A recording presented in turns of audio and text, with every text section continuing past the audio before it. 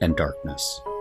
In Final Fantasy XIV, ethereal mechanics have taken a number of forms over 4 expansions. Unlike myriad other works, where darkness is equated with evil and good with light, Final Fantasy XIV has an approach that mirrors polarity, where light and darkness function as elemental charges, but are not elements in and of themselves. As far as I am aware, nobody has ever accused an electron of being evil. Much like how our world is comprised of atoms and atomic particles, the world of Final Fantasy XIV is comprised of ether, which functions in a similar fashion to atomic structures in that the energy of ether and the 6 elements comprises everything in the known world. In A Realm Reborn, we are told that the world is divided into astral and umbral. Astral being periods of growth and tranquility, and umbral being periods of destruction and regression. This is based on the idea that light is inherently good and darkness evil. However, in Shadowbringers, we are introduced to the definitions of light and darkness being opposite to the umbral and astral polarities of the elemental wheel, while the source fixated on the effects of the poles. The first instead focused on the generation of the 2 forces. That is, that darkness results in growth and activity, and light results in passivity and calm. This brief examination of what light and dark are, rather than simply ascribing anything destructive to darkness and everything else to light, allows us to apply some real-world rules to how light and darkness function. The way light and dark are presented in Final Fantasy XIV are extremely similar to the concept of polarity, but looking deeper at their effects on ether and how ether itself functions, they act very similar to heat. At the atomic level, heat is generated by the vibration of atoms. The more the atoms vibrate, the more force they exert and the more they move, which creates pressure as they bump into each other. As atoms cool, the vibrations slow, until at absolute zero, the atoms stop vibrating entirely. One could be forgiven for being confused when applying these concepts of light and dark when we get to the element of fire. However, when considering ether, it is important to remove from consideration the effect of the vibration, and consider the source of the vibrations, which is the energy held by the atoms, or in the case of Final Fantasy XIV, the dark energy in the ether. Digging deeper, there are hints sprinkled throughout the story about how ether works, and they are solidly consistent. The twisted state of the world itself just makes matters worse. Under normal circumstances, a person's ether naturally tends to equilibrium. But for these poor souls, the opposite is true.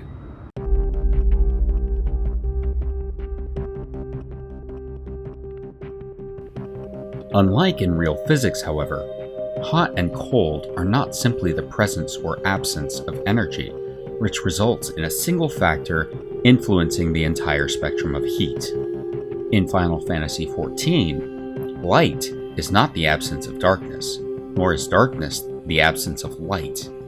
Rather, the two act in an equilibrium, acting in opposition to each other, identical to polarities, but the effect they have being identical to that of heat. An example to explain how this functions would be something like matter and antimatter. In a 1-to-1 ratio, both annihilate each other and equilibrium is maintained.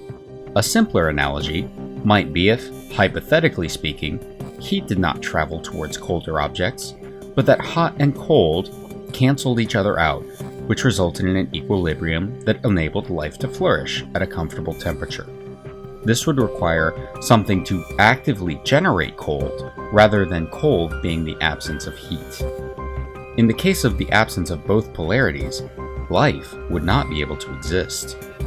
In the absence of one, the present polarity would overwhelm the afflicted area, and eventually, lacking a counterbalance, flood it. Seeing as light, or passivity in its purest form, mirrors the state of absolute zero, where atoms do not vibrate at all, it actually reflects the third law of thermodynamics perfectly. Yet 'twas only when I asked what name had been given to the pole aligned with passivity that mine eyes were opened to the truth. peace and tranquility being as purest white, unmarred by color, I was told it had been given the name of light. Only believe, for the light liveth in thy heart.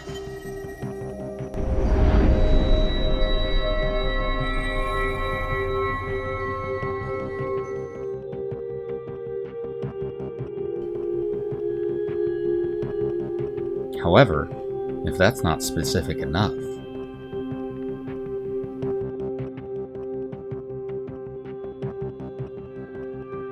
given that ether now perfectly matches 2 of the 3 laws of thermodynamics, it's reasonable to conclude that the first law of thermodynamics also exists within the realm of Final Fantasy XIV. Assuming this applies to ether as the other 2 laws of thermodynamics definitively do, then ether cannot be created nor destroyed.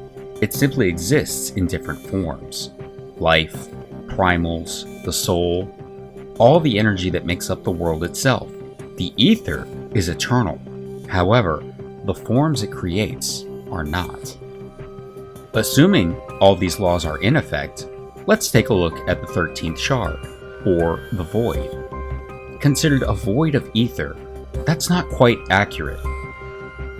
The flood of darkness would be equivalent to astronomically raising the transformation of energy on the 13th. In order to fuel that transformation, the ether of the 13th shard was consumed by the dark polar energy, and the reason for the lack of, or void of ether is not because there is none there, but that any ether encountered by the beings that live there is consumed so quickly that the ether there can't be used by anything else. Like trying to breathe in extremely high-speed winds. The air may be full of oxygen, but the force of the air's movement is stronger than the force your lungs can overcome. In a situation like that, a person would suffocate, despite there being an abundance of oxygen. So even with an infusion of ether into the 13th, the force of darkness would burn that ether up before it could be used for anything, like throwing paper into a wildfire to try and put it out. What is required is a counterforce to the darkness that would slow the furnace burning away all the ether on the shard. This effect extends to the willpower of those who were caught in the flood, driving them to be unable to control any actions save those driven by their base desire to feed on ether.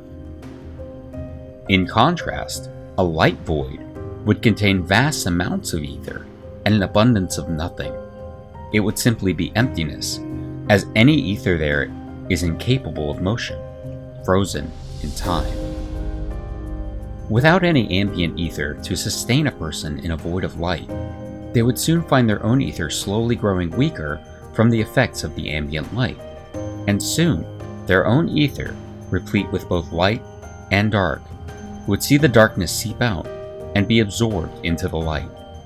Sin Eaters function in a similar fashion, where they hoard the ether they consume, spending none of it save to create more of themselves.